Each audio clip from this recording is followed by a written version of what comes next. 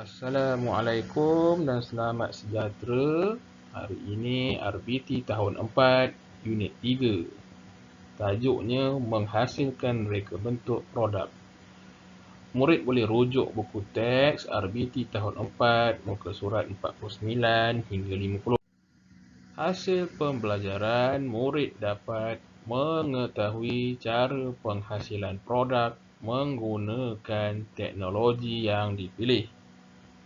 Baiklah, untuk pada kali ini, cikgu hanya nak terangkan contoh penghasilan projek menggunakan teknologi lah. Okey, tapi sebelum tu, cikgu nak terangkan semula mengenai maksud alatan. Alatan ialah benda atau perkakas yang digunakan untuk membuat sesuatu kerja. Contoh, kamu nak buat kerja sekolah, kena ada alatan menulis. Ibu kamu nak memasak, kena ada peralatan memasak. Okey, itu contoh maksud alatan. Cikgu harap jelas. Bahan bermaksud asas untuk menghasilkan sesuatu produk atau barang. Contoh, ibu kamu nak masak mi goreng pagi tadi atau pagi esok. Okey, kena ada bahan. Asas ni kena ada apa? Kena ada mi kuning, sayur sawi, fishball, kicap, minyak, bawang. Okey, itu bahan. Cikgu harap jelas di sini.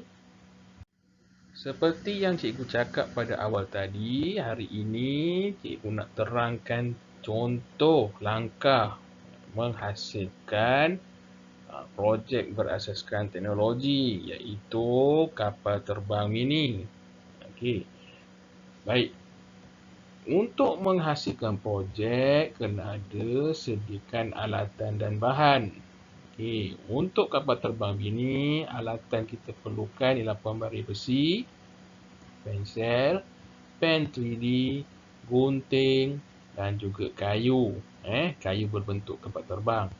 Manakala bahan, kita gunakan filament. Baiklah. Di sini ialah langkah penghasilan kapal terbang mini. Cikgu tegaskan lagi sekali, ini contoh. Contoh sahaja untuk cikgu terangkan. Bukan maksudnya kamu kena buat macam ni. Ini contoh sahaja. Okey, mula-mula bentukkan rangka badan kapal terbang pada kayu. Okey. Kedua, keluarkan rangka badan kapal terbang. Bila dah siap bentukkan tadi tu, tarik keluar kayu tu. Okey, yang ketiga, inilah rangka badan kapal terbang yang telah siap. Keempat, sediakan lukisan bahagian lain kapal terbang, iaitu sayap dia, ekor dia, okey, dan sebagainya lah yang berkaitan. Yang kelima, bentukkan bahagian lain pada kertas tersebut. Kalau sayap, sayap lah. Kalau ekor, ekornya lah. Yang keenam, tarik keluar bahagian yang telah siap daripada kertas. Okey. Pen 3D ni, 3D ni yang istimewanya bila kita dah lukis pada kertas, kita boleh tarik dia keluar lah. Tapi pastikan dia sejuk dahulu sebab pen 3D ni dia panas nak buat dia. Okey, yang ketujuh, gunting bahagian yang berlebih. Contohnya macam ada bulu-bulu atau ada lebih-lebih pada rangka atau bentuk yang kita dah buat tadi, kita gunting lah. Yang ke-8, cantumkan bahagian lain pada rangka badan kapal terbang. Kita cantumkan bahagian-bahagian tadi tu, sayap, ekor dia tu, kita cantumkan supaya dapatlah bentuk seperti ini yang cikgu tunjuk ni. Kapal terbang mini yang telah siap. Okey. Apakah maksud simbol ini? Siapa tahu? Simbol berhati-hati. kita kena berhati-hatilah. Bila jumpa simbol ni di mana-mana, kena berhati-hati. Biasanya kalau kita nak pergi ke tandas lah, kalau tandas pasar raya yang besar-besar tu, ataupun di tandas lebuh raya, kalau kita pergi ada simbol ni, berhati-hati. Mungkin masa tu sedang dibersihkan, lantainya licin, jadi kita kena berhati-hati. Okey.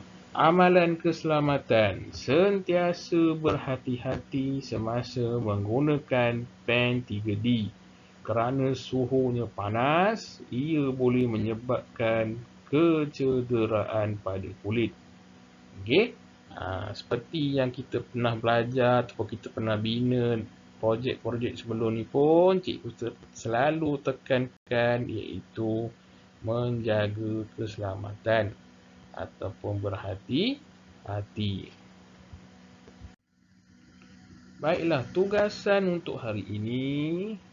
Sila jawab soalan pada pautan link Google Form yang terdapat dalam WhatsApp group kelas tahun 4. Harap kerjasama murid dapat selesaikan tugasan ini sebelum atau pada jam 5 petang. Sekiranya kamu perlu menghantar selepas waktu ibu bapa bekerja, tak ada masalah, hanya perlu hantarkan sahaja. Okey? Dan sekali lagi cikgu nak tegaskan, untuk pembelajaran hari ini, cikgu menerangkan tentang contoh langkah penghasilan kapal terbang mini. Okey, macam kamu itu ada yang buat projek lain-lain kan?